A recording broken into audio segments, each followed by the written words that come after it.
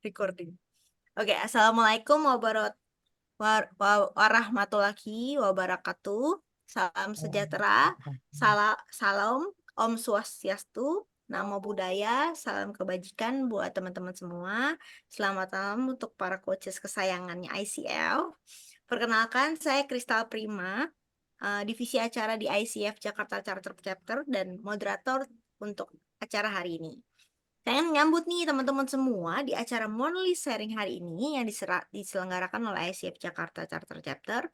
Dan happy banget karena hari ini aku bisa ketemu dengan banyak banget coaches-coaches yang semangat belajarnya tuh nggak habis-habis ya. Kayak wah, terus mau belajar, terus mau mengembangkan diri di malam Sabtu yang indah ini ya.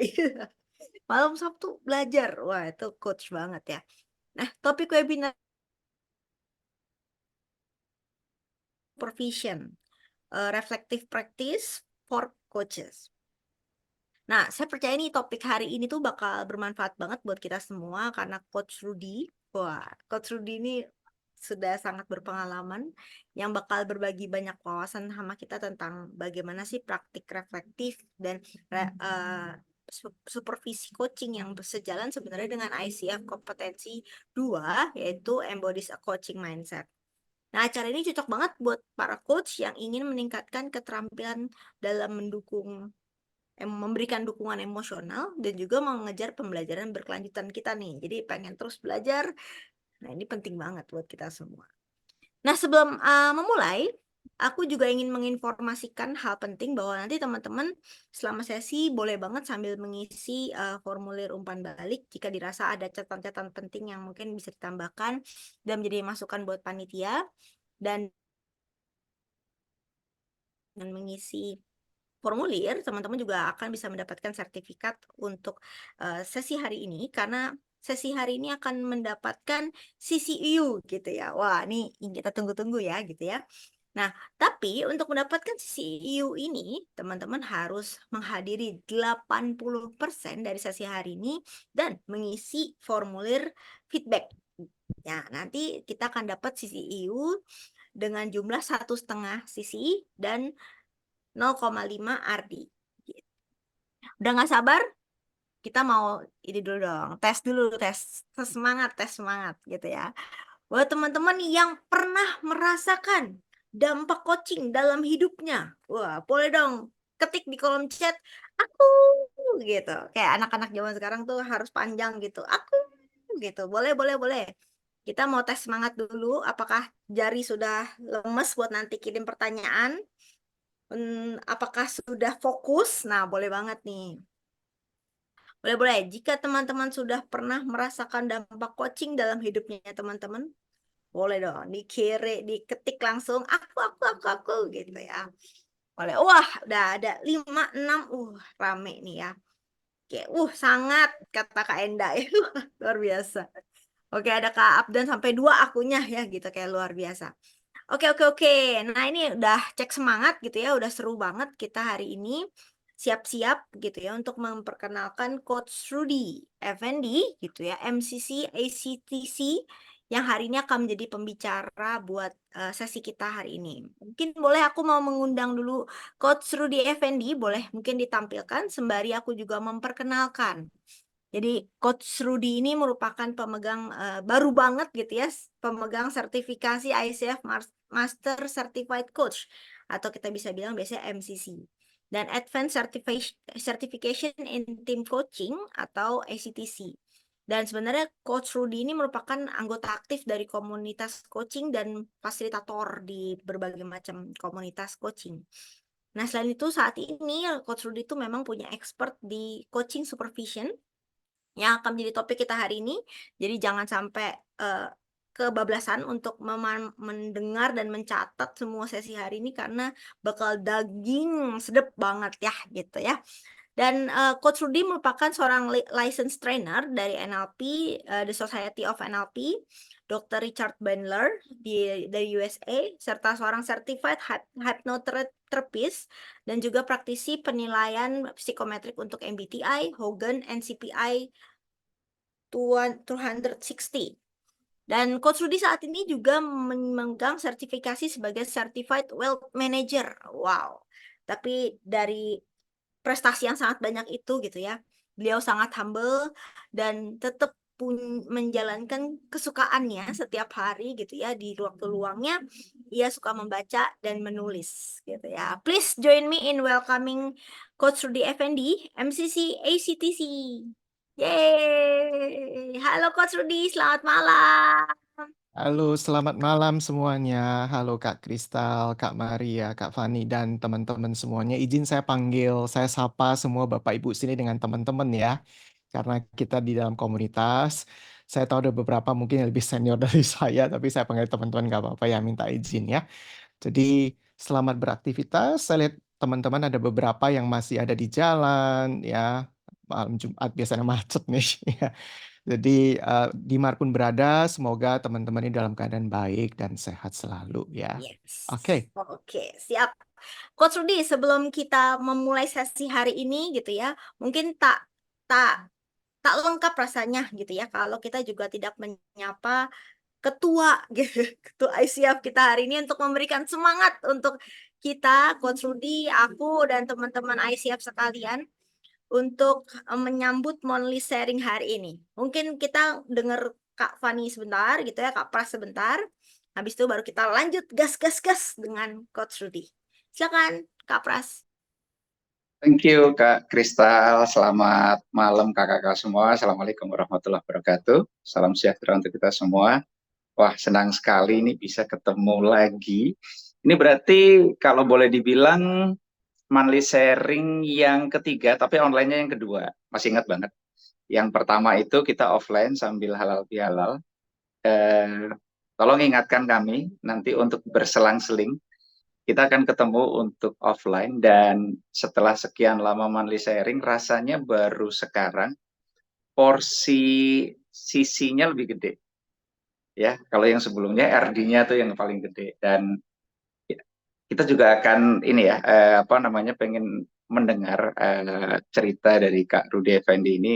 Dan barusan tadi sebelum kita open meng-acknowledge banget dari perjuangan beliau dalam hal belajar ya. Kita pengen dengar nanti tentang coaching supervision, reflective practice for coaches. Dan nggak sabar untuk kita sama-sama dengarkan. Kakak-kakak semua enjoy. Kita welcome Kak Rudy. Saya kembalikan ke Kak Kristal. Silahkan. Oke, terima kasih Kak Pras untuk semangatnya. Ini pasti kalau duduk di kelas nih Kak Pras sudah paling depan ya, gitu ya. Jadi hari ini kita juga mau langsung mendengarkan penjelasan dari Coach Rudy. Silakan Coach Rudy untuk langsung sharing pagi-nya untuk Coach Rudy. ya baik. Baik, terima kasih ya Kak Pras semangatnya. Saya juga sangat, Kak Pras ini juga sangat menginspirasi saya loh. Jadi kita saling menginspirasi.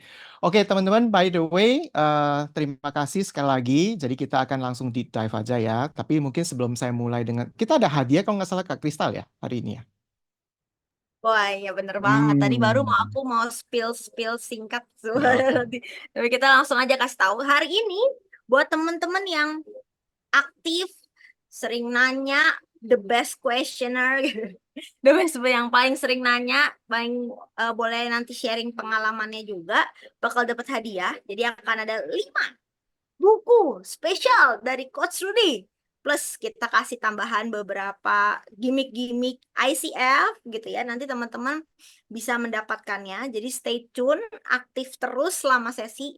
Siapkan pertanyaan-pertanyaan terbaik gitu ya. Siap. Itu gitu Coach Rudy. Banyak banget nih hadiahnya hari ini. Bertabur hadiah. Ya, baik. Jadi saya kebetulan suka menulis, jadi saya membagikan ke teman-teman di sini buku saya Leader as Coach yang diterbitkan oleh PT Gramedia Pustaka Utama. Udah beberapa tahun yang lalu sih, ya. Jadi saya nanti kirim ke pengurus ICF Jakarta buat diteruskan ke teman-teman yang beruntung malam ini ya. Baik, kita mulai aja ya Kak Kristal ya. Sebelum kita mulai ke slide saya, teman-teman semua, saya ingin sedikit cek ombak kalau orang bilang sekarang ya tentang coaching supervision ini. Mungkin dari teman-teman yang hadir di sini, saya tidak terlalu yakin seberapa orang yang pernah mendengar kata coaching supervision, mungkin sudah pernah atau sudah pernah, tapi apakah sudah pernah menerima coaching supervision atau tidak? Kalau menerima coaching mungkin karena ini semua coaches ya, pasti yakin saya sudah ya. Tapi apakah sudah pernah mendengar coaching supervision, terus apakah pernah menerima coaching supervision nggak sebagai coach dari seorang supervisor misalnya? Nah, kita akan lakukan poll dulu ya, gitu ya Kak Kristal ya. Nah, jadi Yes.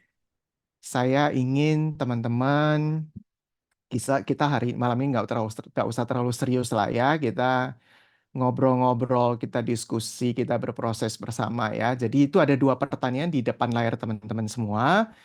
Apakah Anda pernah mendengar tentang coaching supervision? Ya. Yang kedua, apakah Anda pernah menerima coaching supervision? Jadi jawabannya yes atau no aja. Silakan teman-teman. Berapa lama ini Kak Kristal? Kita tunggu sampai ada 80% partisipan menjawab kali ya, Coach. Oke, baik. Ya, Ini wih, masih 7 9% lagi nih. Luar biasa kalau Coach tuh cepet ya mencetnya. Oke, oke, oke. Ini saat ini kita bisa lihat prosentasenya udah cukup banyak yang kayaknya tahu nih Coach Rudy gitu ya, Kak. Apakah pernah mendengar coaching supervision udah 85% gitu ya. Ya, Ini kayak datanya belum bergerak lagi. ya. Terus apakah sudah pernah menerima coaching supervision udah 57. Tapi ini Hmm, menarik ya. Kalau mendengar kayaknya udah lebih tinggi, tapi hmm. pernah menerima masih 50, agak 50-50 nih. Ya Nah, agak ini 50-50 pas ya. banget ya Coach hari ini bisa dengerin sesi supaya nanti bisa dapat kesempatan gitu ya Ya, untuk bisa mendapatkan pemahaman lebih dalam tentang coaching supervision. Ini udah 76%, mungkin kita stop sampai sini ya stop sini Coach. aja ya. Baik. Jadi benar yang seperti tadi katakan Kak Kristal, kalau mungkin mendengar coaching supervision, saya yakin mungkin teman-teman semuanya pasti mendengar lah ya, karena kalau kita melihat core kompetensi ICF nomor 2, Embodies a Coaching Mindset, itu kan ada bagian yang reflective practice sama seorang coach itu juga perlu melakukan ada 2 ya, satu reflective practice itu coaching supervision, satu lagi refer kepada seseorang atau satu lembaga misalnya untuk seeking for help misalnya atau assistance. Jadi itu sebenarnya ada di kompetensi nomor 2 ICF tentang embodies a coaching mindset ya. Nah, menariknya di sini seperti katakan Kak Kristal Prima tadi, sekitar 57% mengatakan yes, pernah, tapi ada sekitar 50%, 43 lah ya mengatakan belum. Oke, good. So, sekarang punya pemahaman yang lebih konkret ya tentang teman-teman yang hadir di sini, seberapa jauh sih dengan topik yang kita akan bawakan malam ini. Teman-teman, just feel free ya kalau mau ada pertanyaan, langsung di chat aja gitu ya Kak Kristal ya. Jadi nanti kita akan jawab Betul, betul. ya dan kita akan address satu-satu ya. Kelihatan slide saya? Cakep, lengkap. Ya, ini adalah judul malam ini tentang coaching supervision sesuai dengan yang di-announce oleh ICF Jakarta. Kita namakan subtemanya itu Reflective Practice for Building Coach Capacity ya. Dan kita akan gunakan fasilitasi, jadi saya tidak akan lecturing terus-menerus. Kita nanti ada breakout room juga gitu ya Kak Kristal ya, supaya kita berproses dengan breakout room masing-masing nanti. Jadi teman-teman bukan cuma dengerin saya aja nih ya, saya juga minta partisipasinya. Nah ini sedikit tentang profil saya. Sebenarnya saya nggak usah jelasin satu-satu lagi. Tadi saya udah diperkenalkan secara lengkap sekali tadi oleh Kak Kristal. Selain coaching, saya juga seorang license trainer untuk Neuro Linguistic Programming, kemudian hipnoterapi, ya saya melakukan hipnoterapis untuk yang memang membutuhkan, ada klien-klien yang membutuhkan, dan seorang coach supervisor tentunya. Ya, oke, baik. Nah, sekarang kita akan mulai dengan apa sih sebetulnya coaching supervision ya. Jadi tadi sekitar 80-90% teman-teman sudah tahu sebenarnya coaching supervision, tapi ya kita refresh sedikit ya. Jadi kalau teman-teman lihat dalam literatur ya, teman-teman even kan sekarang sudah pakai ChatGPT ya, AI ya. Jadi kita nggak pakai Google lagi sekarang, kita pakai ChatGPT. Jadi begitu kita ketik ChatGPT, what is coaching supervision, keluar tuh pasti definisinya. Ya, banyak definisi-definisi tentang coaching supervision itu apa ya. Jadi setiap yang kita kenal paling terkenal itu dari Peter Hawkins ya. Dan kemudian setelah itu ada David Clutterbuck, which kita juga quote nanti dalam slide-nya. Dari mereka seperti apa melihat coaching supervision ini ya, apa definisi dari mereka dan model yang mereka kenalin seperti apa. Nah, saya menempatkan dalam suatu kalimat yang lebih simple supaya tidak terlalu panjang, meskipun di bawah saya quote juga dari EMCC ya. Sebuah coaching supervision adalah sebetulnya a space ya, tempat buat kita melakukan sebagai coaches ya, untuk melakukan reflective inquiry. Jadi lebih ke dalam diri kita sebetulnya ya kalau supervision. Jadi bagaimana kita merefleksikan diri kita tentunya tentang apa? Pekerjaan kita sebagai seorang coach ya. Tentunya dalam konteks professional practice. Nah, itu saya kira definisi yang paling simple. Kata kunci selalu yang terasosiasi kalau boleh saya bilang dengan coaching supervision adalah reflective. Jadi kalau teman-teman cari di definisi manapun tentang coaching supervision, biasanya akan kebawa kata-kata reflektif ini ya. Jadi membedakan dengan pendekatan lain. Kita tahu ada beberapa modality kan ya teman-teman ya. Ada mentoring, ada training, ada psikoterapi, seperti saya seorang hipnoterapi juga. Kemudian ada consulting, ada counseling. Nah, itu yang membedakan dengan modality atau approach yang lain. Jadi supervision itu lebih reflective inquiry kepada diri kita. Nah, kalau saya boleh quote dari EMCC, saya ingin tanya ini teman-teman ya. Berapa orang yang tahu tentang EMCC? Boleh raise hand nggak? Saya pengen lihat. Pernah dengar tentang EMCC nggak? Kan kita tahunya ICF selama ini. Ya, terima kasih, Pak Nur. Siapa lagi? Boleh raise hand atau ketik di chat. Ya, oke. Pak Dedi, terima kasih Kak Dedi. Kak Marta. Ya, EMCC itu adalah another, saya bilang coaching and mentoring non-profit organization mungkin ya. Tapi EMC itu biasanya lebih terafiliasi dengan European ya. Kalau ICF kita tahu itu lebih terasosiasi dengan American. Jadi EMCC itu adalah European Mentoring dan Coaching Council. Memang mereka lebih fokus dalam, kalau kita bicara tentang supervision, mereka lebih fokus ke sana. Untuk menjadi EMCC misalnya Master Practitioner, Senior Practitioner, SP dan MP misalnya ya. Itu seperti PCC dan MCC-nya kita kalau di ICF. Mereka juga mengharuskan si coach itu harus menerima coaching supervision. Jadi ada certain hours harus ada coaching supervision ya. Nah, kalau EMCC mendefinisikan coaching supervision sebagai the process by which the work and well-being. Jadi ada dua ini ya. Ada work-nya, ada doing-nya, ya, kemudian ada well-being-nya. Kita kalau tahu kan coaching kan ada being, ada doing ya. Of the coach mentor is overseen and advice guidance sought. Ya, nah membedakan dengan coaching, menariknya very interesting adalah dalam supervision ini ada guidance and advice yang boleh diberikan oleh supervisor. Ya, jadi kalau dalam coaching kita selalu punya pattern atau pola, as much as possible we don't give answer atau suggestion atau whatever to our client. Ya, biasanya kita bereksplorasi, berproses dengan klien sampai mereka menemukan jawaban mereka sendiri. Nah, which is very different with supervision approach, ya, karena supervisor itu bisa memberikan advice guidance kepada mereka. Nanti saya akan cerita lebih panjang mengenai hal itu, ya.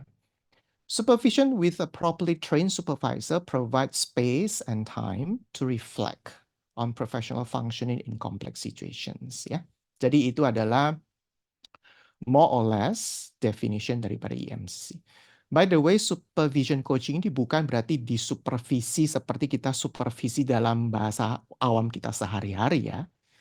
Ya, jadi kalau dalam konteks corporate, saya juga dulu orang lama bekerja di korporasi ya. Jadi corporate kalau supervisi, wah biasanya itu agak serius ya.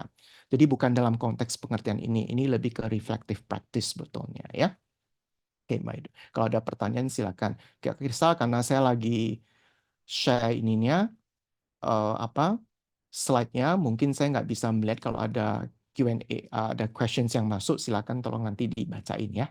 Oke, Ya, oke, thank you. Nah, supervision itu dari mana asal usulnya, teman-teman? Supervision itu berasal dari counseling dan terapi.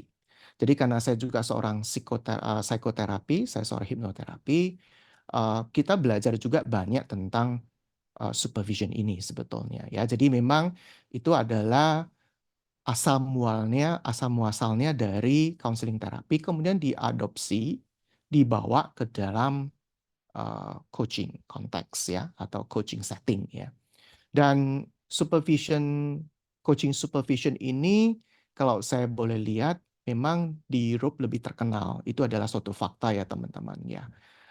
American baru belakang ini mulai mereka quite familiar dengan supervision, apalagi Asia ya. Jadi masih boleh bilang jarang sekali orang fokus on this coaching supervision. Tapi kalau European tuh rata-rata kalau coaches yang saya ketemu di Europe tuh mereka very much knowledgeable dan aware of this, dan mereka they do it, they practice it, and they receive supervisions dari supervisornya ya.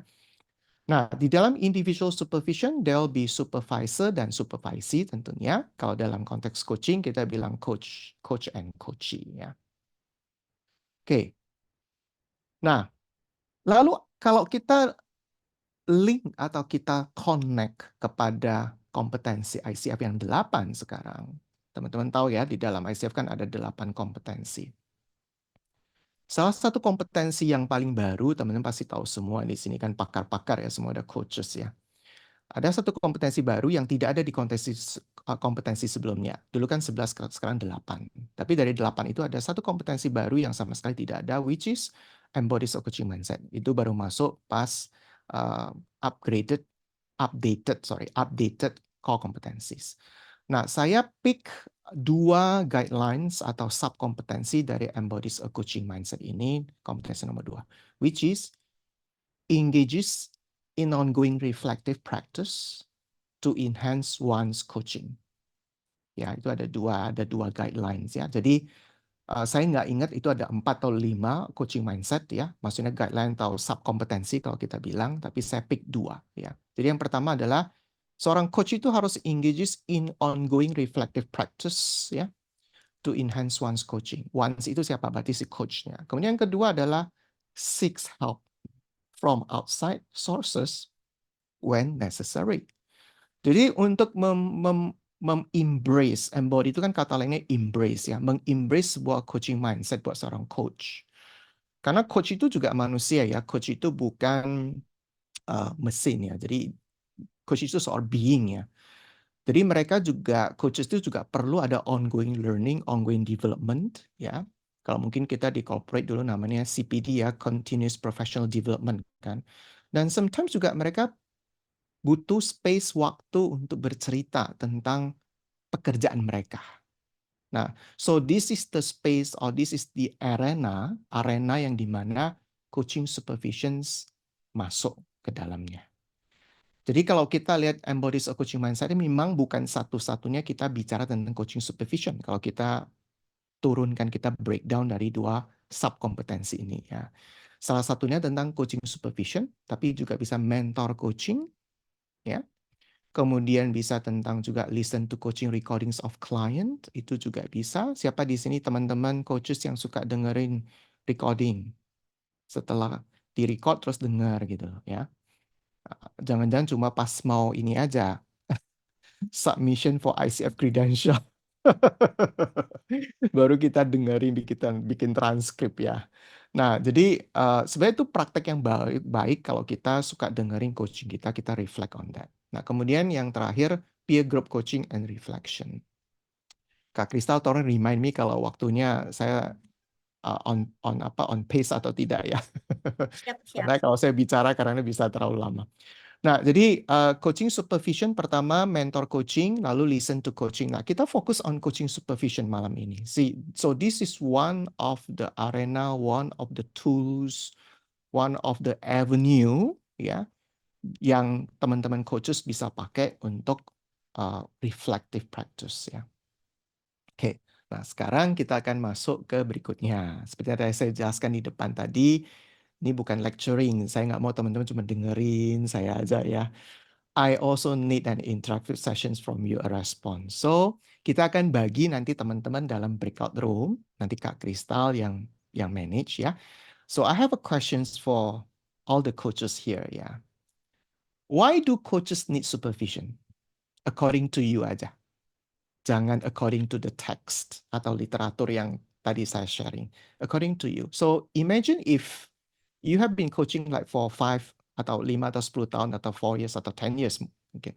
So, buat teman-teman tadi yang 40% tadi misalnya yang menjawab ya saya udah pernah menerima supervision. So why do you need supervision? I want to hear from you ya. Saya ingin dengar dari teman-teman. Silakan Kak Kristal mungkin bisa di set up untuk breakout room buat teman-teman di sini.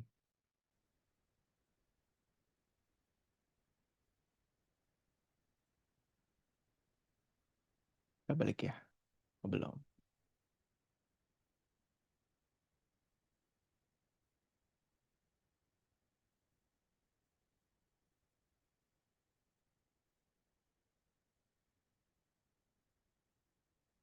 Ya. Welcome teman-teman semuanya. Welcome, welcome. Welcome Pak Steve Sutrisno Bixler. Welcome Pak Abdan, welcome. Terima kasih, Pak. Oh, you speak bahasa very well. Ya, sudah 15 tahun di Indonesia. Oh, keren, keren. Welcome teman-teman. Sudah semua ya, Kak Sudah. Misal ya. Oke, teman-teman. Tadi kalau gitu sudah berproses kan di breakout room ya semua teman-teman ya. Nah, sekarang boleh dong dengar beberapa orang sharing tentang apa sih diskusi dalam breakout room tadi. Siapa? Ayo, silakan. Siapa yang mau volunteer? Ayo teman-teman, semangat. Saya bisa. Ya, silakan, Pak. Um, jadi dalam percakapan kami, ada beberapa hal. Yang satu, kita bisa melihat diri sendiri dari segi yang lain. Jadi supervisor pasti melihat kami sebagai seorang coach beda dengan pikiran diri sendiri.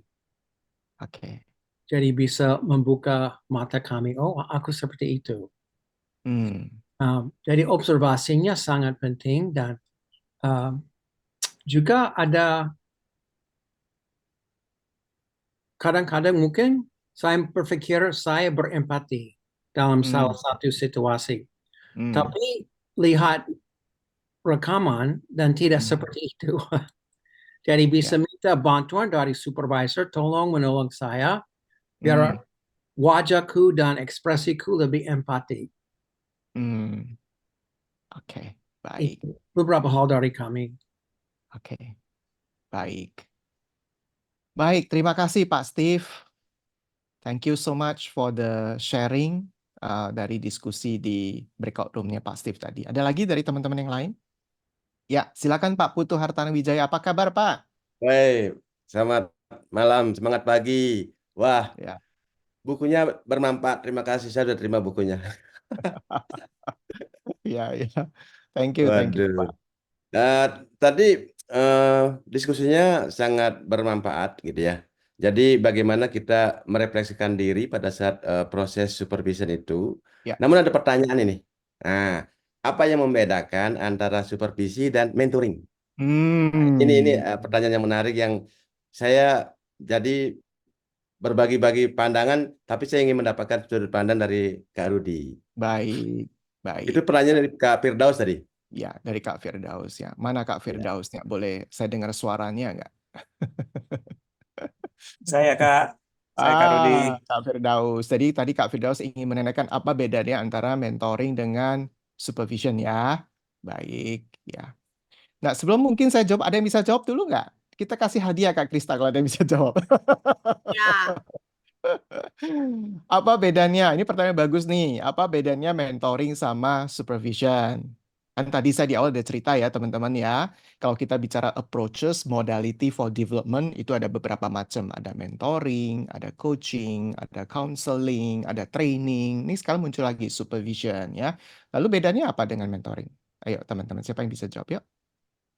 Boleh saya coach? Ya, Boleh. silakan. Silakan. Boleh sebutin namanya, Bu? Iya, saya Ade Aryani Sunarto. Oke, Ya, kalau menurut saya ya, correct me if I'm wrong. baik.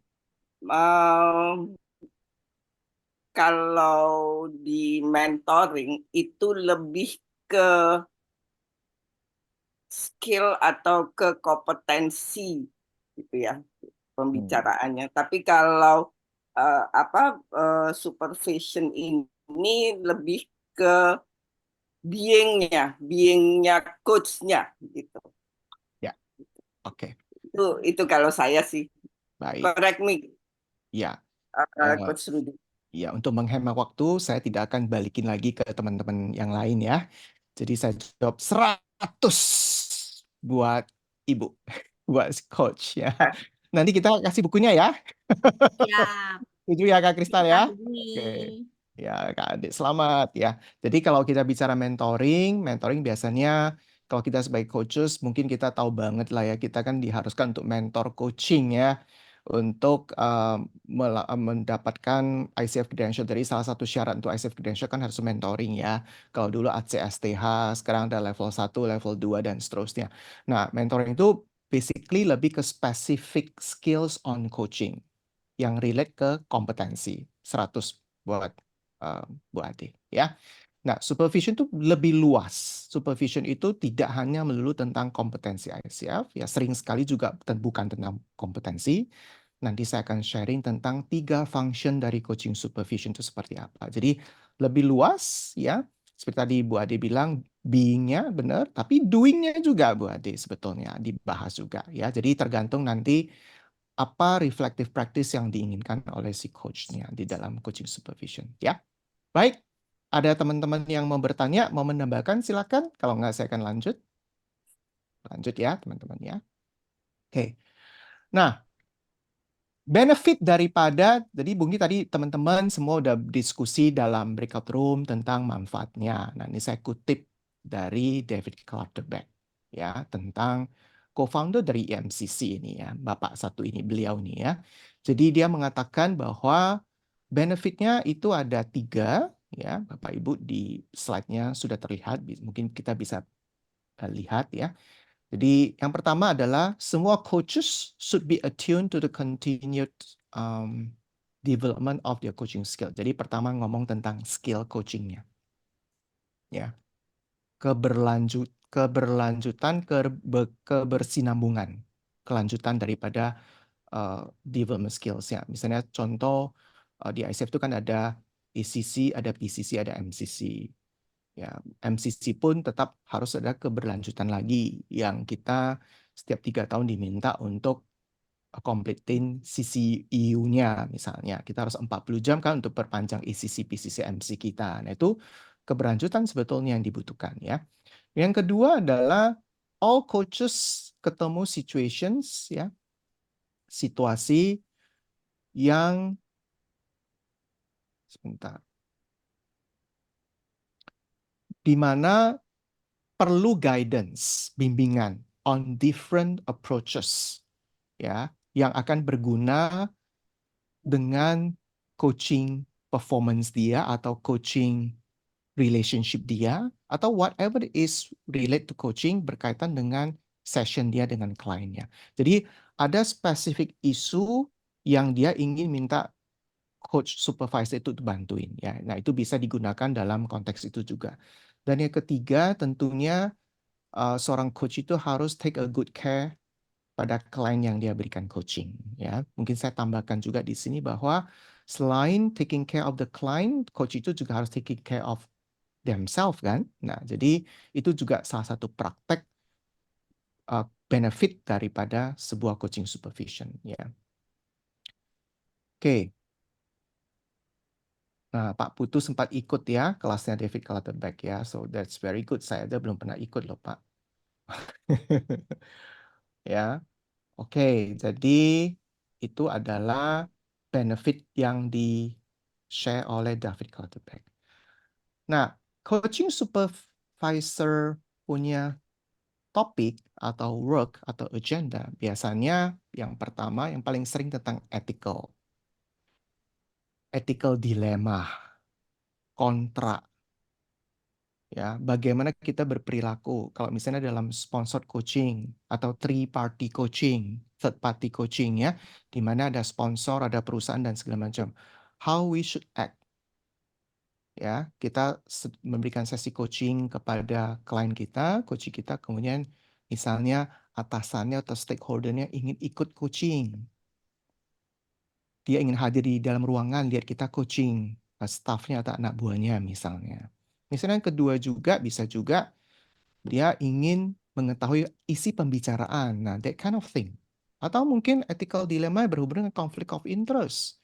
Anda coach seorang klien ini merupakan teman istri Anda, teman partner Anda, atau teman bos Anda misalnya. Itu juga bisa ethical dilemma ya. Yang kedua, experience of burnout. Nah, sometimes kita coach client to come with the emotions, dan sometimes the emotions are very strong. Kita juga bisa terpengaruh ya. Nanti saya bicara tentang transference sama counter transference di bawah ya. Jadi energy dan emotion itu sometimes can be transferred ya kepada kita juga, sehingga kita merasa itu burnout. Lalu ada emotions, feelings yang mungkin juga bisa terjadi dalam sebuah coaching sessions. Heavy emotions, strong emotions, or your own emotions on your client misalnya. Ya, karena Anda merasa topik atau agenda dibawakan klien ini, teman-teman merasa this is against my belief, this is against my value. Nah, sehingga dalam diri Anda terjadi ada emotions di dalamnya, ya. Kemudian stuck with coaching process itu juga bisa concerns, worries, doubt. Benar nggak sih seperti ini? Gimana saya harus melakukannya? Gimana saya harus berperilaku? Ya, apakah benar nggak saya memperlakukan klien saya seperti ini? Misalnya, ya, klien saya berkata ini, saya respon seperti itu dibenarkan atau tidak? Misalnya, ya ada concern dan worries. Nah, itu semua ini bisa menjadikan supervision material, ya. Nah, yang terakhir ini yang menarik adalah transference sama counter transference. Teman-teman, di sini ada yang tahu nggak ya?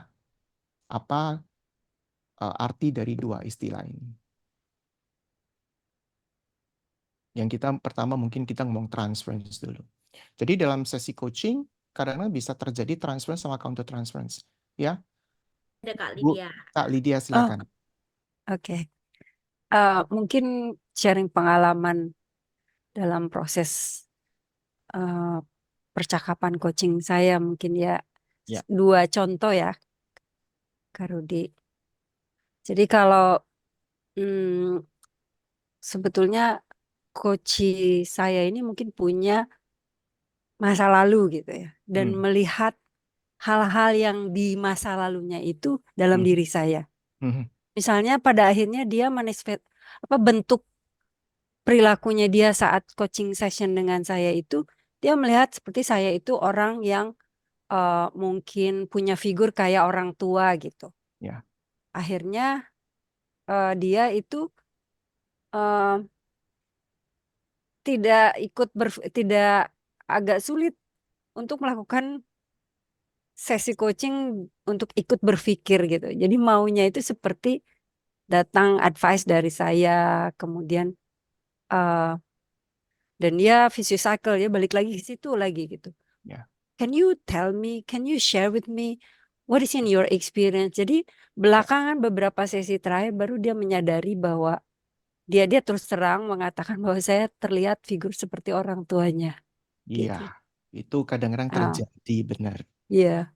Ya. Jadi kayak menurut dia ideal, saya kayak mungkin seseorang yang udah wafat ya, orang tuanya, ibunya gitu.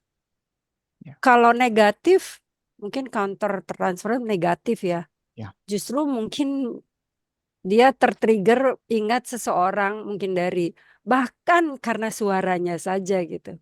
Ya. Jadi itu membuat juga tidak produktif dalam sesinya karena dia sudah punya pemikiran tersendiri tentang saya dikait-kaitkan dengan nilai-nilai yang dia yakini Ya. saya mirip orang tersebut misalnya gitu ya. Ini dalam dua contoh yang berbeda. Ya. Begitu sih, Mengasosiasikan. Ya, terima kasih Swidi. Kak Lydia, terima kasih banget. Jadi mengasosiasikan Kak Lydia dengan sesuatu, dengan seseorang ya, gitu ya. Ya, 100 benar banget ya. Kak Kristal nentukan nanti ya siapa yang dapat buku dan segala macam. Aku nggak ikutan. Ini kayak kalau rame begini kita harus seleksi nggak? Tapi yang pertama tadi Bu Ade udah dapat ya. Nah, transference itu biasanya basically dari klien kepada coach. Ya, seperti yang tadi dibilang oleh Kak Lydia benar banget. So, the client associates coach dengan someone, something. Atau mungkin jadi kalau dalam kode etik kita pernah belajar ada romance ya. Bisa juga kadang jadi another romance feeling terhadap si coachnya, itu bisa terjadi juga ya.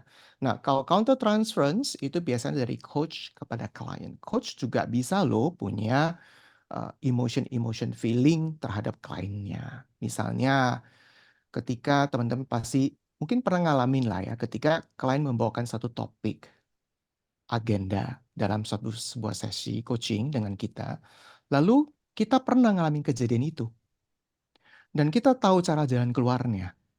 Nah, kita ingin buru-buru kasih tahu tuh. Karena I've been there done that kan kalau kata orang sekarang. Nah itu salah satu contoh dari counter transference. Jadi kita langsung seperti ingin jadi advisor, counselor atau mentor langsung kasih jawaban kepada klien kita. Nah ini dua hal yang juga kita bisa bawakan dalam coaching supervision. Dua contoh ya, tentunya banyak lagi contoh-contoh yang lain ya. Ya, seperti tadi Kak Aditya ada sharing juga di chat ya. Counter transfer seorang coach merasa frustasi kepada kliennya, ya itu juga counter transfer ya Kak Aditya ya. Coach ya, benar. Jadi selain klien kepada kita juga bisa ke klien. Nah, these two things kita juga bisa bring up dalam sebuah coaching supervision. Ya. Nah, teman-teman saya sekarang akan masuk ke tahap berikutnya tentang the functions. So, ada 3 functions di dalam coaching supervisions. Yang pertama adalah formative, yang kedua ada normative, yang ketiga ada restorative. Ya, teman-teman, you can put it interchangeably ya, tidak harus urutan sequence seperti itu ya. So kita talk about normative dulu mungkin yang pertama ya. Jadi kalau normative itu bicara tentang norms, kode etik. Jadi function pertama di dalam coaching supervision itu adalah tentang norms, your code ethic, your dilemma as a coach, your standard as a professional, your guiding system, ya, whether it's ethical or not. Nah, itu adalah normatifnya. Yang kedua adalah formatif. Jadi formatif itu lebih ke your performance, your development, your skill as a coach, your effectiveness. Nah, itu bagian kedua. So, person as a coach. Ya, yang tadi mungkin Bu Ade ngomongnya being-nya ya ini ya. Nah, jadi that is the second one. The third one yang ketika saya belajar coaching supervision dulu, saya sangat menarik dengan yang ketiga ini. Ya, adalah restorative. Ya. Jadi kalau tadi formative person as a coach, restorative coach as a person. So di dalam restorative ini kita talk about our emotions as a coach, our feelings, our happiness, our well-being. Ya. Jadi ini 3 functions daripada coaching supervisions yang biasanya regular di cover dalam sebuah sesi ya. Jadi ada tentang ethical, standard, coach as a professional, ada juga tentang your development as a coach, your skill, your effectiveness. Maybe teman-teman stuck dalam sesi coaching, aku harus ngapain ya kalau coachnya seperti ini misalnya. I have to act like that, act like what misalnya. Nah, itu mungkin bisa ke formatifnya ya. Kemudian bagian 3 adalah restorative, the emotions ya. When you feel like you don't like this topic, or even you don't like your client, misalnya, atau you burn out as a coach, ya, you have a conflict inside you, ada konflik dalam diri teman-teman terhadap klien ini misalnya, atau topik-topik yang sering dibawakan pattern ya, kalau dalam coaching kita bilang pola ya, yang suka dibawakan oleh klien ini. Nah, that will can be the area, the function of restorative ya, teman-teman. If you do have any questions, silakan chat. Kalau nggak ada question, saya assume bahwa semua sudah mengerti ya, teman-teman di sini ya. Kak, ada nih dari Kak Dialah. Tanyaannya mungkin tadi relate Di yang chat ya? tadi. Iya, Di di chat. chat. Ya, oke. Klien dari supervisor adalah coach. Yes, jadi kalau dalam Kak Diala benar, jadi kalau dalam sesi coaching kan kita ada coach, ada coachee ya. Di dalam supervision, meskipun ada supervision of supervision, tapi saya nggak cerita itu dulu ya. Kita bicara yang regular supervision. Ada supervision sebetulnya ya. Tapi kita bicara dulu yang regular supervision.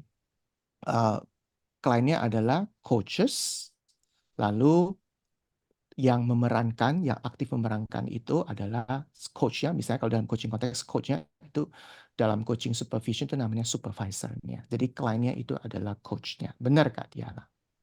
Ya. Apakah menjawab Kak Diala? Mungkin lagi di jalan ya. Baik, nggak apa-apa.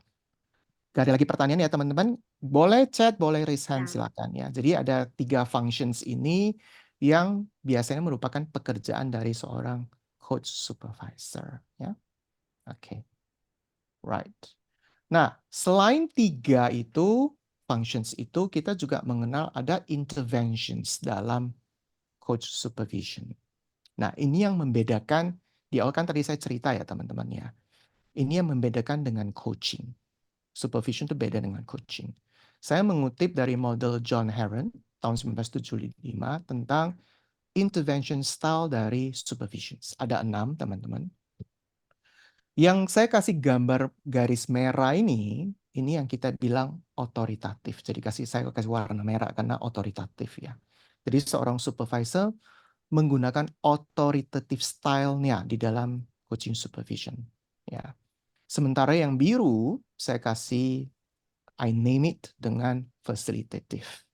Jadi dia memfasilitasi selainnya seperti dalam coaching session. Dalam coaching session kan kita sering sekali memfasilitasi ya. Selain evoking awareness, tapi most of the time kita juga memfasilitasi.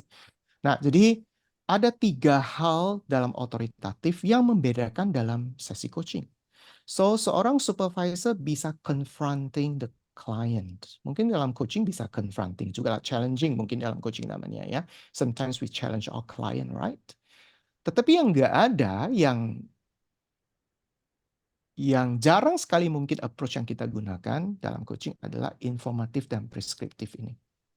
Jadi informatif ini seorang coach supervisor bisa memberikan informasi, dia bisa sharing, dia bisa kasih tahu, dia bisa kasih suggestion. Preskriptif juga gitu, dia bisa jelasin gini loh, kamu gini aja. Itu boleh di dalam coaching supervision. So it's very unlikely kalau kita sebagai coach di dalam sebuah coaching sessions. Ya. Nah, yang 3 lagi adalah supportive, katalitik, dan katartik. Supportive itu kita memfasilitasi, mensupport. Kemudian katalitik itu adalah klien itu self-awareness, dia mendapatkan self-awareness-nya dia dalam proses supervision itu, dia self-driven, dia mendapatkan insight dari perenung reflection-nya sendiri, itu katalitik ya. Yang terakhir katartik. Katartik itu adalah mengeluarkan emotion-nya. Ya. Jadi seorang coach dalam konteks ini seorang supervisi dalam coaching supervision, dia bisa take out ya, dia bisa take out the emotion, the anger di dalam coaching supervision, and it's okay. Ya, sorry. Ya. So these are 6 intervention styles which are used di dalam coaching supervision berbarengan dengan 3 functions tadi, dan saya akan jelasin lagi nanti setelah slide ini, setelah breakout room teman-teman, saya akan jelasin tentang 7I model yang sangat terkenal dari Peter Hawkins itu ya. Jadi 3 tiga tools ini dipakai bareng-bareng dalam sebuah coaching supervision. Ya, itu ya. Nanti yang 7I model tuh nanti saya akan sharing. Sampai sini ada pertanyaan dari teman-teman? Ada coach, ada 2 nih. Pertanyaan dari Kak Oke. Aditya. Oke, Apakah very good. supervision Baik. punya core kompetensi model tersendiri? Yes, biasanya mereka menggunakan EMCC kompetensi, Pak Adit dan Pak Steve. Ya, jadi coaching supervision itu mostly mereka akan relate, meskipun saya melihat ya, karena saya memang menempuh coaching supervision secara akademik ya, saya ikut trainingnya secara full. It's a 9-month training 9 bulan ya. Jadi mereka menggunakan 3 model ini, 6 intervention style ini. Lalu mereka gunakan 3 functions which are very common. Kemudian 7I modelnya Peter Hawkins. Lalu mereka relate ke EMCC. Ya, jadi it's a combination between EMCC kalau kita ngomong kompetensi dengan 7I model dan function ini dan intervention ini. So if I can say that it's a combination of the function of supervision yang tadi formative, restorative, dan normative itu, kemudian intervention style-nya, lalu EMCC-nya, EMC kompetensi itu. Jadi they do have the EMC kompetensi in coaching supervision. Apakah saya menjawab, Kak Aditya? Saya harus panggil Bapak ini. Pak Aditya, apa saya menjawab, Bapak? Kak Adit mana Kak Adit? Kak Aditya lagi di jalan sepertinya. Ya, Pak. Ya, maaf. Ya, terima kasih Pak Rudi sudah kejawab. Ya, oke. Kalau Pak kayaknya belum deh kayaknya. Oke. Bu Lydia sampai ketawa tuh kalau. Jangan dipanggil Pak, kakak aja. Kakak aja ya, nanti saya. Iya. Bu Lydia sampai ketawa. Kak Steve, Ya. did I answer your questions, Kak Steve? Yes. Thank you. Ya, jadi kalau kita belajar IMC kompetensi ya. Baik, ada lagi pertanyaan teman-teman? Ya. Kak Marta. Kak Marta Sisanto. Ini cukup populer ini Kak Marta. Saya sering mendengar dan melihat dia. Terima kasih Kak Rudi. Kak Rudi, maaf sekali saya kembali lagi tadi salah mau kirim chat tapi kekirimnya ke Kak Kristal. Boleh tanya langsung ya Kak? Boleh dong. Kak, apakah bisa 2 atau lebih intervention style digabung dalam satu sesi supervision? Dipakai berganti-ganti. Of course. Even 6. Okay. Kadang-kadang. Of course ya. Jadi coaching supervision itu sekitar, nah ini nih ya. Ya makanya saya bilang kita ngobrol-ngobrol aja nggak usah terlalu serius ya. Coaching supervision itu kan sekitar coaching supervision tidak sepanjang coaching session ya. Kalau coaching session kan bisa 60 minute ya. Oke. Jadi kalau coaching supervision itu biasanya sekitar paling maksimum 45 menit, 40 menit. Ya. Nah, di dalam 30-45 menit ini si supervisor sama si supervisi itu berproses. Nah, nanti tinggal kalau intervention ini kita disuggest ya. Ya, kita disuggest untuk bisa using this all. Kak Marta. Ya, intervention ini ya. Kalau yang function ini kadang-kadang saya tanya si coachnya. Biasa saya lakukan kalau coaching supervision saya jelasin dulu tentang saya nggak seperti coaching lah ya teman-teman ya. Kalau untuk orang yang nggak pernah supervisi, nggak pernah coaching kan kita jelasin dulu coaching itu apa, bedanya apa, sama supervision juga begitu. Nah biasanya saya akan jelasin dulu tentang function ini, kemudian intervention style-nya seperti apa. Nah dia udah ngerti, saya bilang udah ngerti, baru kita mulai kayak gitu sih pertemuan pertama. Nah pada saat itu saya kalau misalnya dia bring topik yang kadang-kadang kami merasa ini kok kayaknya agak borderline ya. Ada sedikit informatif, ada sedikit di normatif, ada sedikit di restoratif. Then I ask the client, usually the supervisee, in these 3 functions, which one do you want to focus more on? Di mana yang kamu ingin lebih fokuskan? Di formatifnya, normatif, restoratifnya. Ya. Tetapi kalau interventionnya, we mostly use it. Oke. Kak, izin tanya sedikit aja, masih lanjut boleh ya Kak, sedikit aja? Boleh. Kak, sekarang misalnya nih, saya pernah sebagai supervisi ya, saya pernah punya topik yang membuat saya both rasa maupun kompetensinya saya ragukan gitu. Ya, Oke. saya punya isu di dua itu. Nah, kemudian dibantu oleh supervisornya untuk mecahin dua itu. Jadi nggak fokus oke yang mana gitu ya.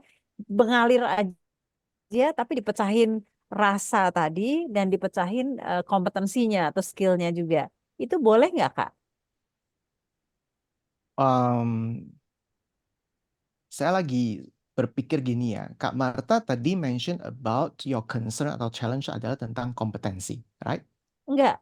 Saya Bukan. menceritakan satu masalah yang ternyata Oh, mempengaruhi both kompetensi dan rasa. Kemudian both. Oh, supervisornya, oke, oke. ya, terus supervisornya ya mengalir gitu aja, tapi fine at the end mereka mengcover both gitu ya, Oke, gitu. Itu boleh nggak tuh, Kak? boleh, boleh. Jadi kadang-kadang kalau saya tanya mau formatif, normatif, atau restoratif, supervisor ini bisa bilang, I need 3 of them misalnya. Oke. Kita nggak decide for them seperti coaching. Ya, ya, Ya, ya, we ask ya. the supervisee which one, kalau dia bilang tiga-tiganya kayaknya ada sedikit di sini, ya udah nggak apa-apa tiga-tiganya gitu Oke, ya. baik. Nah, sama Ya, sepertinya. Ya, jadi terima kasih, sorry Kak. tadi saya salah dengar Kak Marta, sorry banget. Ya, Terima jadi kasih, Kak. ada concern tentang kompetensi dan emotion juga feeling ya. Betul, Ya, jadi bisa betul. dua-duanya. Nah, Oke, baik. kalau kompetensi tok mendingan mentoring sih. Ya kan? Misalnya punya isu kompetensi nih, saya gimana demonstrate kompetensi 3, 4 misalnya nih, atau 5 atau 6, mendingan mentoring daripada supervision ya, lebih mengena ya. Kasih. Ya, Oke. ya, ya. Terima Thank kasih, you. Kak Rudi. Ya, thank you Kak Marta. Ya, teman-teman yang lain ada? Kalau nggak saya akan lanjut. Nggak ada ya sepertinya ya. Baik, Man. aman. Right. Nah, kita akan bagi lagi ke teman-teman dalam breakout room. Seperti saya bilang, saya nggak mau bicara sendiri nih. Kalau bicara harus bareng-bareng nih. Berpikir bareng-bareng, jangan saya berpikir sendiri nih teman-teman ya. Nah, so teman-teman, Kak Kristal akan sedikit joke ya, biar kita nggak terlalu serius. Ini kan malam Jumat ya, besok udah Sabtu, jadi kita harus agak sedikit ketawa. Kak Kristal akan membagi teman-teman, Bapak Ibu semua di dalam breakout room ya. Ada satu pertanyaan yang saya ingin teman-teman reflect on ya, which is think of one coaching situation that is challenging for you. Ini kan semua pakar-pakar coaches yang mungkin sudah coaching berapa ratus, berapa ribu jam ya. Nah, which function or intervention do you want most for your growth?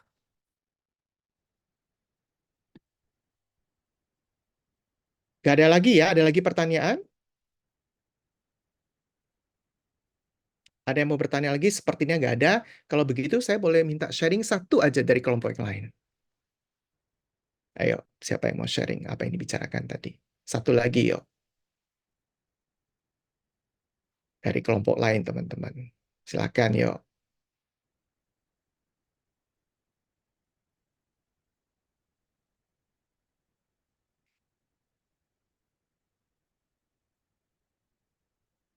Ada yang mau sharing? Ini kalau tunggu memang kadang-kadang suka bikin deg-degan gitu ya. Tunjuk aja ya. Tunjuk aja. Walaupun dibilang nggak boleh sama, saya cuma mau Iya boleh. menegaskan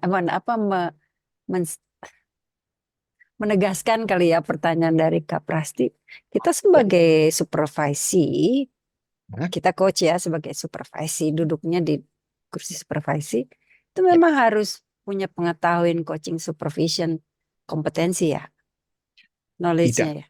Kak Lydia. Oh tidak ya. Sebagai supervisi ya. Tapi yang kita perlu tahu mungkin bisa membantu adalah proses seperti apa yang kita akan alami di dalam sebuah coaching supervision. Saya kira supervisi harus tahu. Ya, jadi seorang supervisi kan datang ke coaching supervision. Dia akan bawa topik pastinya, misalnya contoh, misalnya Kak Aditya deh, saya pinjam namanya boleh ya Pak?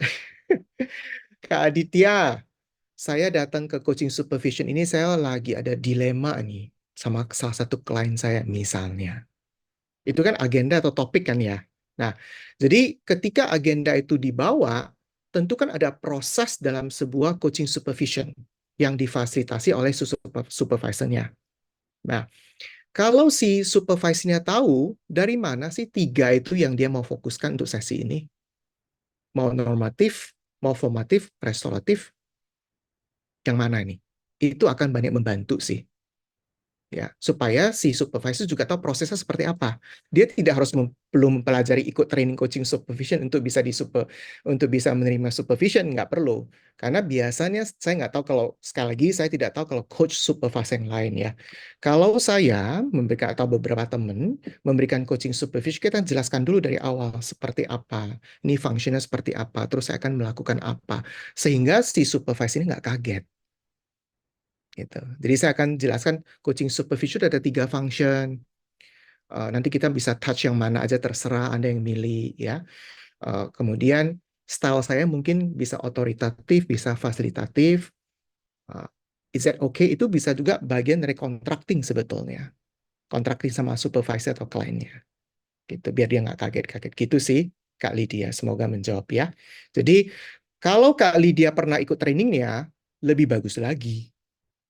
Jadi sudah tahu prosesnya, ya. Tapi kalau tidak, ya nggak apa-apa.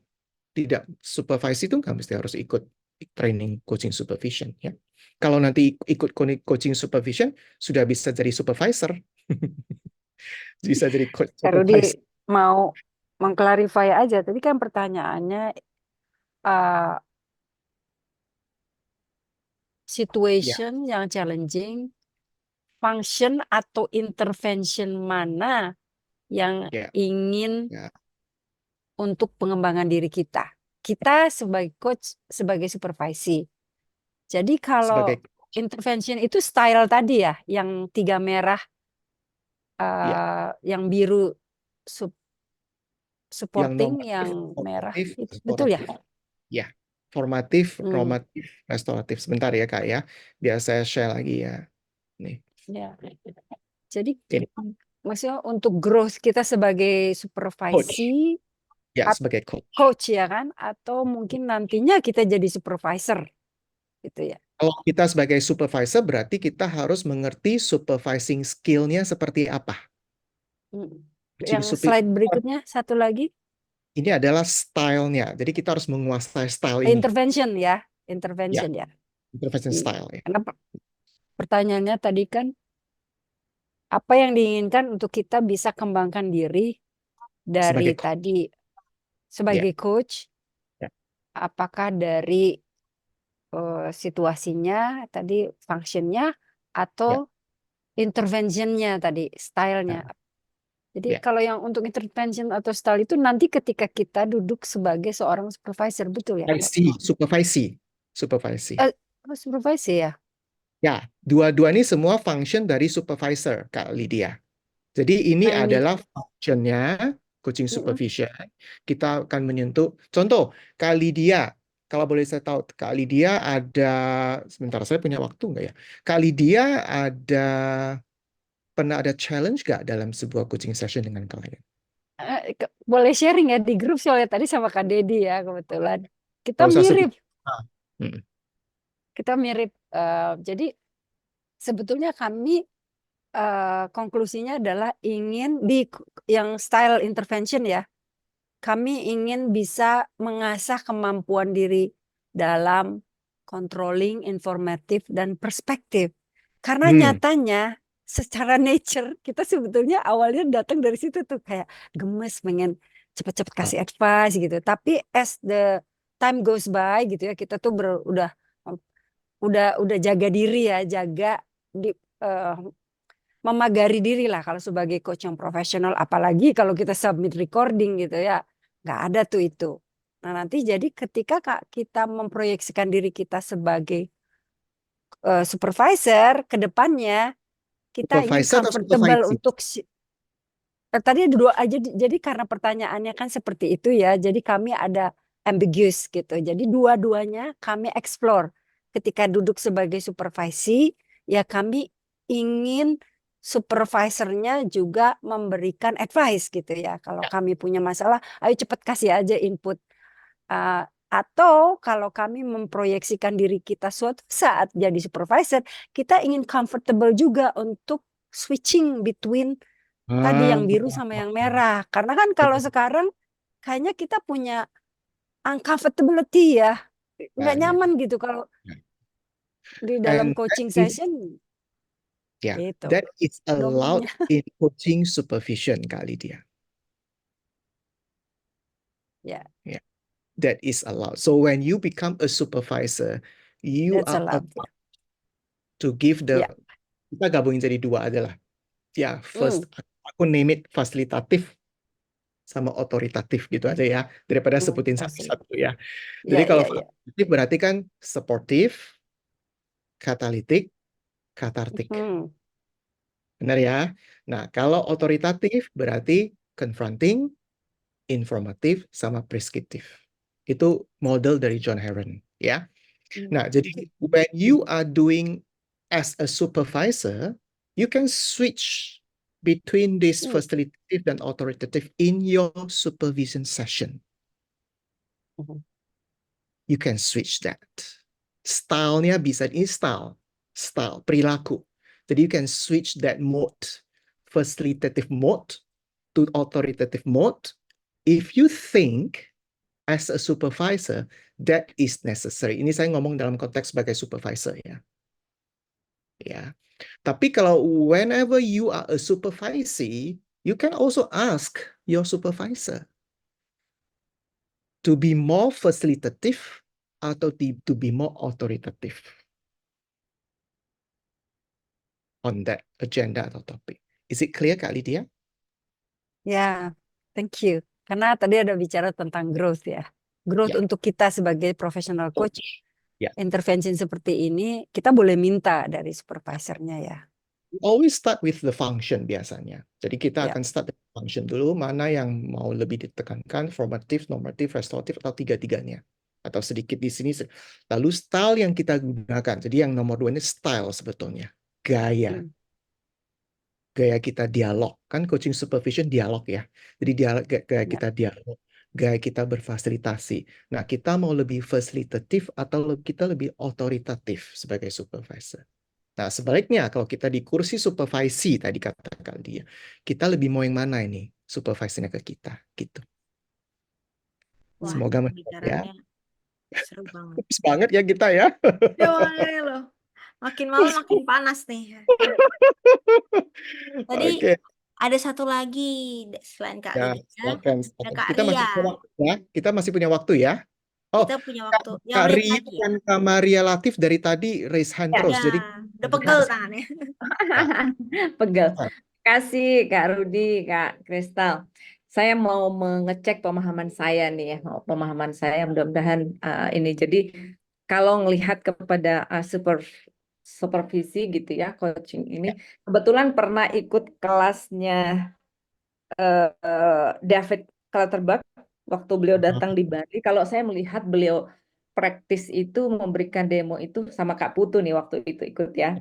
Nah, beliau kalau saya lihat itu mungkin itu bentuknya adalah fasilitatif kepada coach itu adalah beliau itu memang beliau tetap bertanya, beliau tidak membantu gitu ya, membantu tetapi di dalam pertanyaannya itu beliau kadang memancing klien itu dengan suatu tools atau framework tertentu gitu ya untuk memfasilitasi klien. Nah, apakah ini yang disebut dengan mohon maaf back apa tadi function untuk coach as profesional gitu ya di normatif atau gimana Kak Rudi? Terima kasih. Kalau boleh saya tahu, Kak Ria, waktu itu topiknya tentang apa? Bisnis sih, bisnis ya. Bisnis. Oke. Jadi apa beliau itu di dalam bertanya itu terkadang membawa suatu framework bisnis gitu ya. Tapi tetap aja nanti jadi artinya maksud saya mungkin ada satu prerequisite buat seorang supervisor bahwa dia juga memang harus punya knowledge yang cukup luas di dalam ini supaya untuk memperkaya questionnya kepada ini ya klien. Ya. Oke. Jadi pertanyaannya adalah apakah yang dilakukan itu normatif, formatif, atau restoratif ya? Ya. Oke. Saya harus tahu lebih detail lagi konteksnya dengan si coach-nya ini. Coach yang dikasih supervisi sama David ini. Karena bisa juga formatif, performance-nya sebagai seorang coach. Ini kita bicara coach-nya ya, bukan kita bicara David-nya. Ya. Oke. Ya. Jadi coach ini membawa topik kepada David clutterbuck bug ini untuk dikasih supervision kan gitu ya Kak Ria ya. Nah, Ya. saya harus tahu konteksnya apa dulu ini. Kan kalau bisnis kan Ya, luas banget. ya, betul. Iya. Konteksnya mungkin saya sudah lupa percakapannya, tetapi mungkin contohnya begini. Beliau itu kadang bertanya, misalnya gini lah, apa ya, tools apa yang ini. Jadi ketika kliennya sedang berpikir gitu ya, terkadang beliau memancingnya itu dengan misalnya contoh lah, seandainya kalau misalnya Anda memanfaatkan tools balance scorecard misalnya, seperti apa tuh Anda akan memposisikan? Nah, seperti itu. Artinya kan kalau di ICF kan murni kita tidak boleh memunculkan suatu framework tertentu ya. Nah, kalau di sini kan ya beliau kadang mengeluarkan sesuatu ini gitu, frame. Saya nggak tahu, saya nggak ikutin the whole conversation ya Kak Ria ya. Tapi Saya kalau juga dari lupa detailnya. tapi kalau dari satu sentence yang Kak Ria tadi sebutkan, itu ada contoh formatif sebetulnya. Formatif, I see. Ya, Iya. jadi performance as a coach, skill as a coach ya. Jadi bukan ke norm. Kalau norm itu ethics, kita bicara ethical, conduct, ethic of conduct. Ya, kalau restoratif kita bicara emotionnya. Jadi coach itu emosi dengan kliennya. Coach itu merasa burn out dalam sebuah sesi coaching session ketika dengan kliennya. Nah, itu bagian restoratifnya.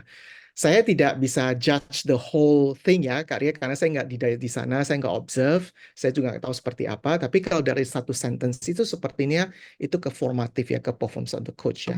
Tapi Pak David itu, beliau itu juga bisa menggunakan different style.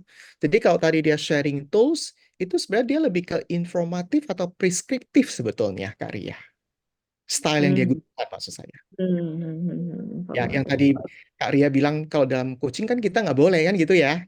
Nah, kalau dalam supervision kita boleh, kita kasih formula, kita kasih penjelasan. Nah, itu ketika si supervisor itu melakukan itu, dia demonstrate the authoritative style dalam coaching supervision. Ya, ya. Is it clear? Kak Rudi, ya. Ya, baik. Ini jadi serius loh Oke, ini. ini lagi jadi sangat luar biasa. Tapi karena memang udah 20.50 nih Coach. Iya, Mungkin iya, satu saya lagi harus pertanyaan cepat ya. Oke. pertanyaan di chat. Habis itu mungkin kita bisa lanjut untuk the last part gitu kali ya. Oke. Contoh, ini ada dua pertanyaan, satu dari Ibu Inge, satu lagi dari Mbak Lydia. Kita jawab dua-duanya mana? Bisa jadi satu Coach. Boleh request dua-duanya. Ya, Bu Inge saya bacakan ya, Kak Inge ya. Saya harus panggil Ibu ini kalau Ibu Inge nih. Ya, senior saya ini. Oke, Bu, saya akan bacakan pertanyaannya. Saya setuju coach ditanya function mana yang ingin difokus, tapi tentang style, apakah tidak sebaiknya supervisor yang menentukan karena dia lebih expert untuk melakukan style yang tepat? Yes, agree. Jawaban saya agree. Tapi sometimes coaching supervision itu dialog ya. Jadi it's not one way ya, Bu Inge ya. Jadi kalau misalnya katakanlah si supervisi atau si klien itu udah stuck, dia boleh, kalau dia ngerti ini ya, kalau dia nggak ngerti apa boleh buat, kan teman-teman udah ngerti ini semua kan, ikut ini kan ya, style ini ya. Nah, kalau itu teman-teman kalau nanti ikut coaching supervision, kalau merasa kok supervisornya terlalu fasilitatif ya, padahal saya ingin minta dia sharing pengalaman dia. Saya tahu dia subject matter expert, saya tahu dia menguasai banget. Ya, you can ask tentang saya mau dong kamu lebih otoritatif, you share to me if that is okay. Nah, itu boleh Bu Inga. Ya, jadi memang basically biasanya kita hanya pendekatan dari function, kalau style itu lebih ke style kita ketika melakukan sesi supervision coaching, dan kita menggunakan all the style biasanya untuk facilitating the coach-nya ya, the supervising-nya. Contoh controlling style. Di sini nggak ada controlling, Mbak Lydia. Confronting. Ya sorry, matanya udah malam. Confront. Kita confront. Bagaimana kalau kayak confronting gini? Ya, sorry. Ya. Confronting. Bagaimana kalau kayak gini? Confronting. Kenapa kamu nggak berpikir seperti ini, Kak Lydia? Nah, itu contoh pertanyaan seperti itu. Ya, sorry, confronting ya. Kenapa harus seperti ini? Nah, itu confronting. Ya. Oke, Kak Aditya, terakhir ya. Sejauh mana authoritative style yang diizinkan dalam coaching?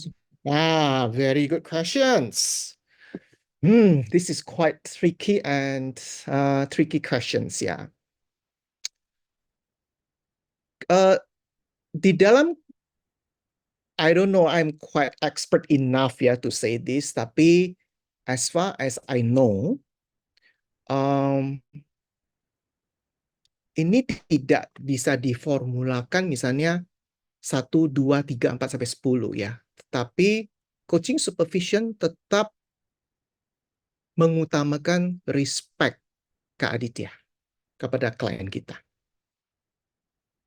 Ya, jadi kalaupun kita mau otoritatif pun, biasanya kita akan do it respectfully to our client. Gitu. Ya. Yes. Jadi Okay. mungkin yang membentak-bentak gitu enggak gitu ya otoritatifnya ya. Biasanya dilakukan dalam bentuk questions ya. We confront, we share information, prescriptive ya. Ada satu hal yang saya mau tambahkan buat teman-teman ya. Ada pemahaman yang sama di dalam coaching supervision. You can quote me for this one because I'm very sure on this one. Kalau ethical thing, ethical conduct, when it comes to ethic, ya, supervisor boleh directly tell the coach can use authoritative style, directly boleh. Kalau sudah goes with ethic ya, that is allowed. Ya, di luar itu mungkin harus ada dialog dan harus ada pendekatan, gitu ya. Tapi kalau ethical, we can go straight to the point bahwa this is right, this is wrong. Misalnya contoh, klien itu punya lakukan illegal business, ya, jual marijuana misalnya, and it's topik itu dibawa dalam coaching supervision. Nah, as a supervisor, you can directly use the authoritative style to the coach atau supervising. Ya, semoga menjawabnya Kak Aditya. Oke. Ya. Oke, kita boleh lanjut, Coach. Self-reflection process, ini boleh saya jawab satu aja atau lanjut? Kita lanjut dulu kali ya, Ya, Coach. ya, baik. Takutnya nggak kelar-kelar nanti. Ya udah jam 9 ya. Udah jam-jam tua, atau tua nih. Agak Jam ngantuk. 10. Ya. Oke. Confronting jadi controlling. Iya, udah 5 watt ya. Untung saya belum 5 watt nih. Nah, teman-teman, saya akan kenalin satu model yang sering dipakai di dalam coaching supervision yang namanya 7-eyed model. Ya, ini semua orang tahu, yang berkecimpung di supervision pasti tahu ini. Ya, model ini dikenalkan oleh Peter Hawkins dan Robin Shaheed di tahun 1985, kemudian di-upgrade ya, di-update dan di-upgrade sampai sekarang. Nah, ini ada 7 style, teman-teman. Saya tidak punya waktu untuk jelaskan satu-satu, mohon maaf, kita waktunya sedikit ya. Jadi di dalam coaching supervision itu ada 7 step biasanya kita lakukan ya, yang namanya I ini ya, 7I ya. Jadi yang pertama, kita akan tanya klien what is the context. Kalau kita dalam coaching adalah what is your agenda. Yang gitu ya teman-teman ya. Kita bilang dalam waktu kebersamaan kita selama 20 menit ke depan apa yang ingin kamu fokuskan, kan begitu kan ya.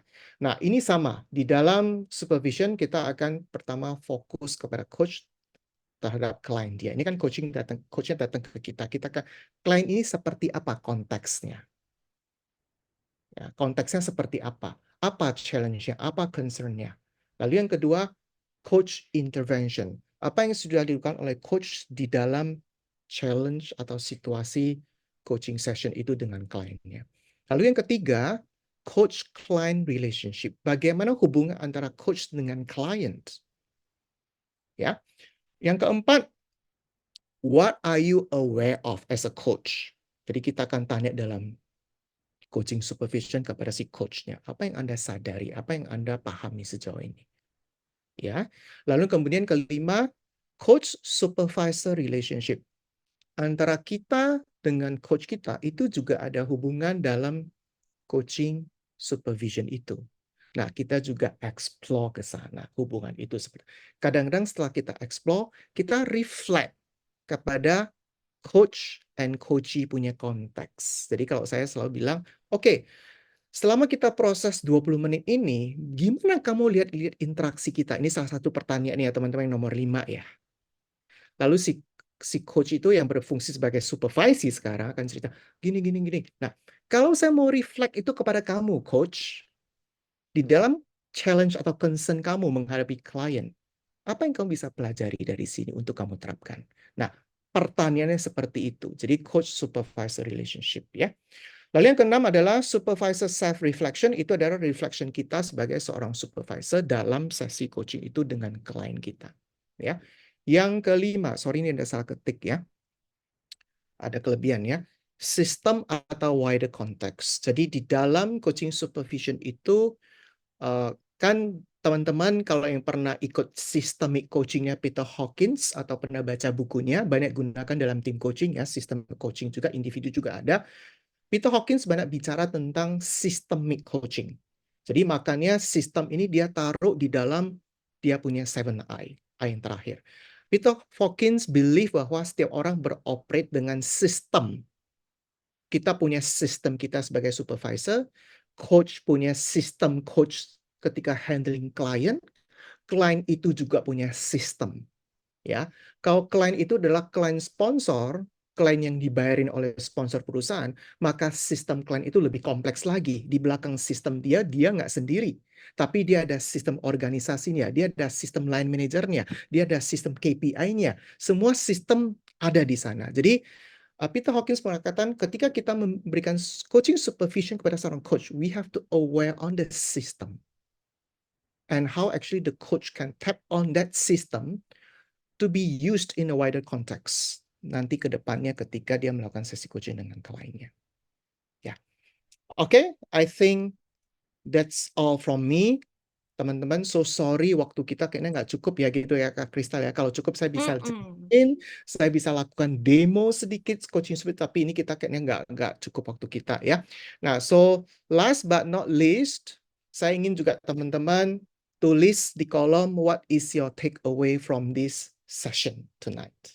Kalau tidak keberatan. Ya, jadi tadi kita udah membahas the function of coaching supervision. Yang kedua adalah intervention style dari supervision. Ya, ada 6 Heron style itu. Yang ketiga adalah kita juga tadi bahas sedikit tentang 7I model tadi. So what is your takeaway so far? Silakan Boleh diketikkan di kolom chat. Kayaknya lagi nulis banyak. Saya kayaknya banyak banget nih didapatkan, Coach. Ya, baguslah. Kan kalau bahkan kita senang kan sebagai narasumber kan. Nah, bukan lagi. Ini silakan teman-teman menuliskan. Hanya buat seorang narasumber kan kalau teman-teman mendapatkan sesuatu kan gitu. Tapi kalau di sini biasanya coach jadi pembicara juga ya. Jadi sama-sama tahu bahwa feedback itu sangat menyenangkan ya. Mungkin untuk kita dapat tahu, udah dapat apa sih? Gitu. Boleh. Silakan. Oke, Kak Marta keren tuh. Lebih proaktif supaya saya sesi lebih. Very helpful to know function, style, and 7Is. Styles. Ya. Yeah. Yuk, teman-teman. Saya tunggu komen-komennya kayak gini membahagiakan saya loh ya. Maksudnya bukan komen-komen bagus saja, yang jelek juga apa-apa, tapi membahagiakan kita udah bikin slide, udah sharing ya kan. Jadi kalau ada input dari teman-teman kan enak juga ini kita ya. Makin penasaran ya. Kayaknya di Indonesia belum ada yang ada coaching supervision training dah. Ya Pak Aditya benar ya? Ini Pak Aditya teman saya Kayaknya nih. belum ya. Belum ya. Pelatihan yang secara khusus yang itu belum ada ya. Harus di luar. Tutorial training ya belum ada. Paling webinar atau preview gitu ya. Dulu pernah sih yang dari Argentina tuh siapa namanya? Melakukan. POV, coach duduk di kursi coaching ya. Ya sorry banget, saya sebenarnya ingin melakukan demo setiap kali kalau kita coaching kan kalau nggak ada demo kan nggak seru ya. Tapi ya ada waktu juga buat teman-teman udah jam 21 lebih ini ya. Ya. Betul. Oke, siap. baik. Cukup saya kira. Dan teman-teman sebentar Kak Kristal terakhir dari slide saya kan teman-teman pengen tahu kan Boleh. seperti apa yang didapatkan. Nah ini. Ya, Wih, bully the as coach ini saya buat teman-teman. limited edition. Gak ada. Sebagai pemungkas, saya akan quote dari Steve Jobs bahwa learn continually, there's always one more thing to learn. Saya yakin teman-teman semua setuju dengan saya, coaches ya. Oke, that's all for tonight. Thank you so much ICF Jakarta. Thank you so much teman-teman yang sudah menyimak dan berproses bersama-sama dari tadi. Yes, terima kasih juga Coach Rudy untuk sesinya yang sangat luar biasa, membuat banyak pertanyaan di pikiran ini gitu ya, dan semoga bisa diaplikasikan insight-nya hari ini dari diskusi kita, dari breakout room kita juga, dan semoga bermanfaat buat teman-teman semua. Dan buat teman-teman, mungkin boleh yuk sambil kita menunggu, sambil kita menunggu buka kamera maksudnya, sambil kita juga, aku juga mengingatkan sekali lagi untuk teman-teman boleh untuk mengisi formulir evaluasi dengan nanti mengklik tautan yang akan kita taruh di kolom chat dan ataupun di grup. Dan teman-teman kalau misalnya mengisi formulir ini akan mendapatkan CCIU sekitar 1,5 CC dan 0,5 RD untuk teman-teman hari ini yang sudah hadir. Dan aku juga punya satu informasi penting dari Kak Maria. Silakan Kak Maria untuk memberitahukan siapa yang beruntung hari ini untuk dapat buku Leader as Coach dari Coach Rudy. Oke, Kak Kristal, sekali lagi kasih applause dong buat Coach Rudy. Kakak. Ya. Izin menginformasikan ada 5 pemenang buku dan juga ada pemenang dari paket Wardah, biasa sponsor kita. Jadi dapat 7 ya, yang menang 7 ya Kak. Ini agak-agak ketat sih, susah karena semuanya aktif. Ya. Tadi saya sempat kita mikirnya ngintip-ngintip susah juga banget ya. di breakout room ya Kak ya. Oke, ini adalah pemenangnya, silakan. Ada Kak Ade, ada Kak Lydia, ada Kak Meta, ada Kak Marta. Wah, Kak Marta lumayan nih, rajin banget ya. Kita juga mau eliminate nggak bisa nih, karena yang lain jangan ini ya, jangan kalah nih. Kak Adit, terus ada Bu Inge, ada Kak Ria ya. Silakan nanti bila bisa menghubungi saya untuk menginformasikan detail alamatnya atau nanti kita bisa melalui email juga ya. Thank you sekali Oke. lagi. Selamat buat para pemenang. Terima kasih Kak Maria sudah membantu untuk memilihkan. Tadi banyak banget pilihannya. Nah, sekarang kita mungkin ajak teman-teman untuk foto gitu ya. Silakan buka kameranya. Foto sebentar. Oke, siap-siap. Wih, katanya sudah punya buku Coach Rudy. Oke, baik, mungkin kita tuker nanti ya. Kak Adit udah punya katanya. Oke, boleh-boleh yang mau buka kamera lagi. Oke, siap, baik. Kita foto ya. Ditahan dulu Ya, aku bantu. chatnya. Aku bantu foto ya. Dibantu Kak Maria ya. Oke, sebentar saya pin Coach Rudy juga dulu, sorry sebentar. Yang lain buka kameranya.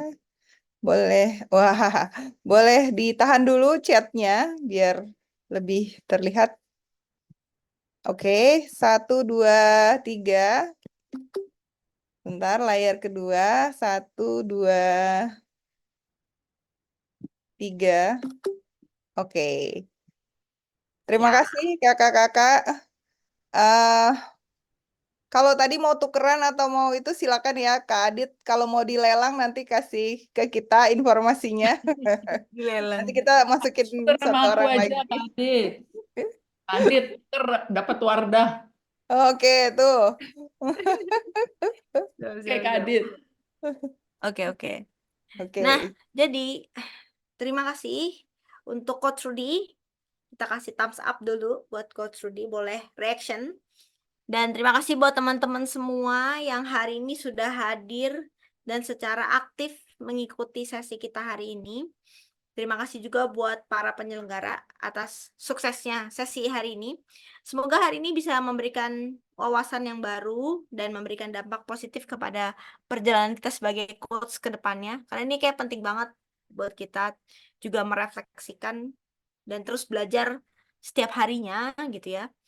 Dan juga harapannya semoga sesi ini nggak cuma diikutin hari ini aja, bulan depan ada lagi, ikut lagi, dan semoga jadi wadah untuk kita berkolaborasi bersama dan saling menginspirasi. Sampai ketemu di acara selanjutnya. Terima kasih dan good night. Terima Happy kasih weekend. Coach Rudi. Terima kasih semua. Terima kasih Coach. Terima Coach kasih, Rudi Terima Kak jangan kasih Coach lupa Rudi. tanda Terima tangan kasih di Kak Maria, bukunya Kak ya. Kristal. Kak Maria. Izin pamit. Terima Have a kasih nice Kak Maria. Terima weekend. kasih Coach Rudi Have a dan nice Izin. weekend. Dadah, sehat-sehat semua. Tunggu feedbacknya ya kakak-kakak. Feedbacknya Terima ditunggu. kasih. Dadah. Oke. Dadah. Coach Rudi, kalau mau Coach Adit, menyalakan ruangan nggak bukunya apa-apa. gimana? Mau dikasih ke siapa atau Udah tadi ada janjian. udah janjian?